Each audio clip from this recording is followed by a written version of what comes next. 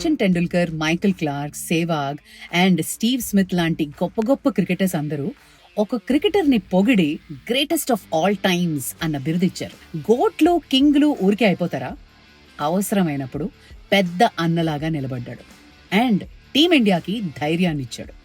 ఎక్కడ చూడు ప్రతికూల పరిస్థితులే. చిమ్మ చీకట్లో కూడా ఒక లైట్ స్తంభాన్ని చూపిస్తాడు విరాట్ కోహ్లీ. ఫాదర్ సంకల్పంతో ఆయన డ్రీమ్ తోటి క్రికెట్లోకి వచ్చాడు. కానీ ఎలాంటి పరిస్థితి చూడు. పాపం ఆయన ఫ్యూనరల్ తర్వాత వెంటనే ఢిల్లీ టీంలో చేరి రంజీకి 90 నాకౌట్ చేశాడు. ప్రతి అడుగులోనూ లైఫ్లోనూ విరాట్ కోహ్లీకి ప్రశ్నలే. బట్ ఒక్కొక్క దాన్ని ఛేదించుకుంటూ తన పర్ఫార్మెన్స్ తోటి సమాధానం ఇచ్చాడు. అండ్ డూ నాట్ క్విట్ అన్న నాన్ స్టాప్ గా ఒక మెసేజ్ తన మైండ్ లో వెళ్తూనే ఉంటుంది. ఉక్కు నరాలు అండ్ ఇనుప కండరాలతో చేసింది విరాట్ కోహ్లీ మనస్తత్వమే కాదు, తన బాడీ కూడా. That's the reason is called the most fittest కదా.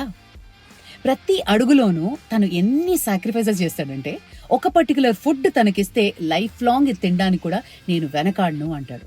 ఛాంపియన్స్ అంటే బోల్డ్ అని త్యాగాలుంటాయి, పేషెన్స్ ఉంటుంది. ఊరికే అయిపోతారా? కాదు కదా. కింగ్ కోహ్లీ, మన Virat Kohli is a great inspiration for millions.